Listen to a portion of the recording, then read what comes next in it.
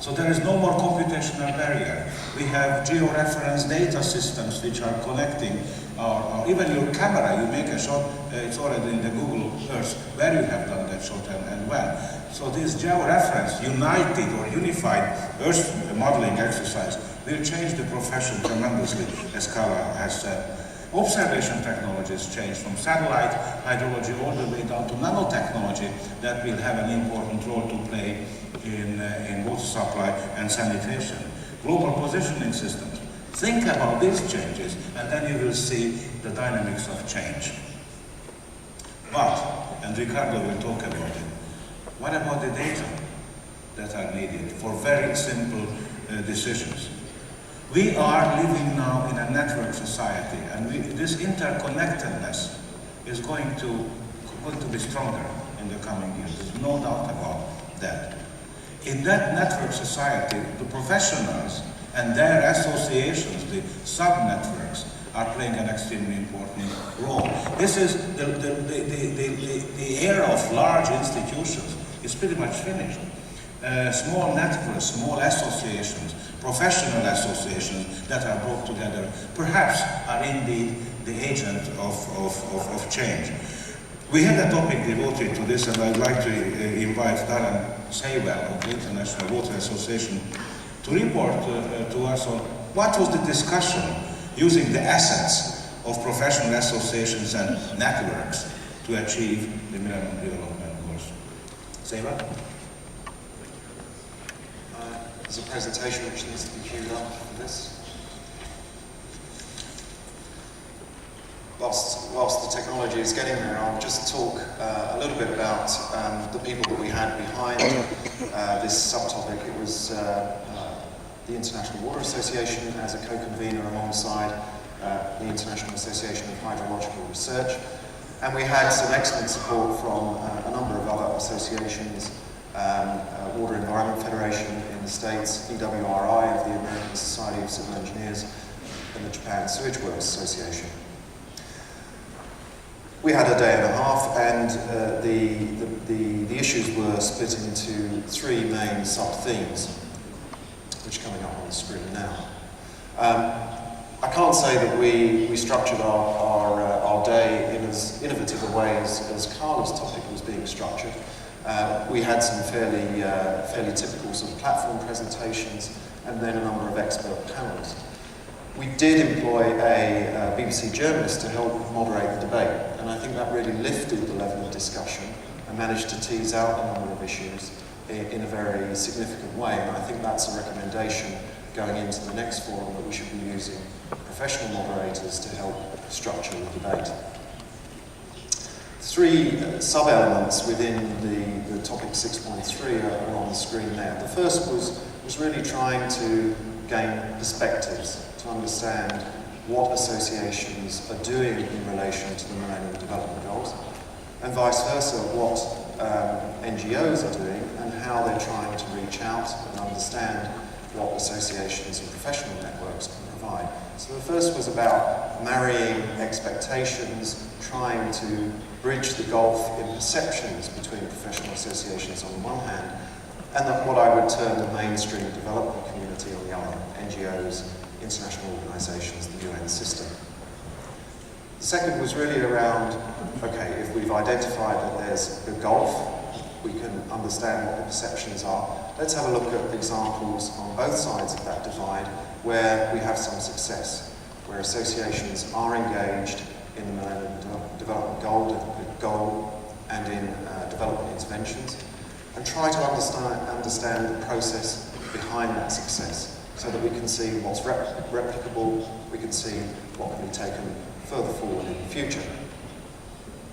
And the third of the subtopics was really about looking at how associations can be connecting with donors, bi- and multilateral organisations and other regional development banks, and ways in which associations can help with the investment decisions that those organisations are making. Clearly the big questions that we were trying to get to in this topic are, why is it that the mainstream development community doesn't reach out in a more dedicated way to professional associations? What language do we need to be using in order to encourage and to engender that? And what ways can we provide for some sort of sustainable platform of engagement in the future?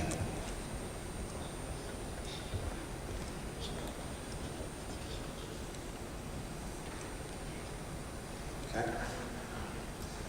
There were a number of consensus points. I've got 2 slides on the consensus points that emerged from the topic as a whole. The first was looking back over the last 5 or 10 years and recognising that at that time, really associations were not contributing actively to the Millennium Development Goals. They were not present in a substantive way or a significant way during policy fora of this kind. And there was a recognition that, given the level of debate that we had at this forum, the types of examples and case studies that were being brought forward, that associations have demonstrated their relevance to contributing towards the MDGs in particular ways. So that was an indicator of progress of sorts. The second point is a recognition that associations have particular relative strengths and comparative advantages. And we were trying to mine the different dimensions of those strengths and advantages so that we could map them onto the types of needs and capacities that are required amongst the mainstream development groups.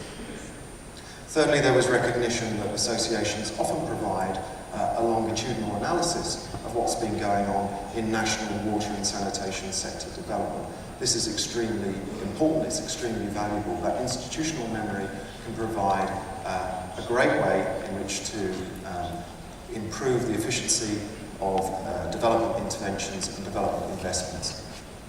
The last consensus point here was we recognised that there was a huge amount of untapped technical and human resource assets sitting within professional associations which could be mobilised in a much more dynamic way. Moving on, we had a very good presentation, number of presentations, but I think a seminal presentation from Federico Bassanis, who is the Chief of Water at the Inter-American Development Bank. And he talked about his experiences of working over time with professional associations. And he was charting a change in the role of associations in relation to their own work on the MDGs. And that role, he was arguing, was coming in several forms. That they were being involved much more in political level advocacy and lobbying. That they were being involved in maintaining integrity in the sector, in pushing away from corrupt practices or malfeasance. And that they were being involved also in amplifying technical change, for instance by setting up analytical frameworks that build into norms, standards and regulations, and also supporting policy and the political domain for water and sanitation. Some examples brought forward, we had a number of these, some dedicated, specific brokered expertise which would allow pools of talent sitting within those professional groups to be networked more effectively with our NGO and other development partners. Third point on this slide, institutional long-term and large-scale support. An example behind that was the way in which associations have been supporting water operators partnerships, utility-to-utility strengthening, and associations are helping with the brokering and the matchmaking role behind that.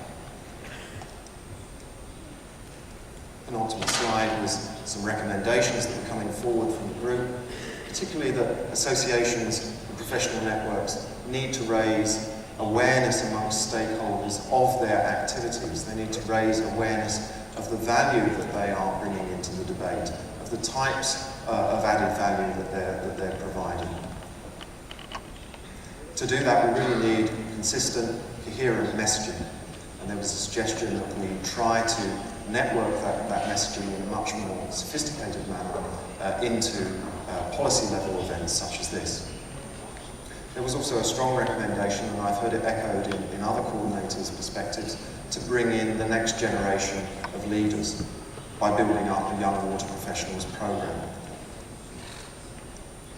The last slide was really some of the commitments that were being made by a group of associations within this theme. The first was to work on methodologies that would allow for associations and professional networks to engage with the development community, to be thinking through the types of ways you can reach out, the types of skills and capacities that you can profile in relation to our partners.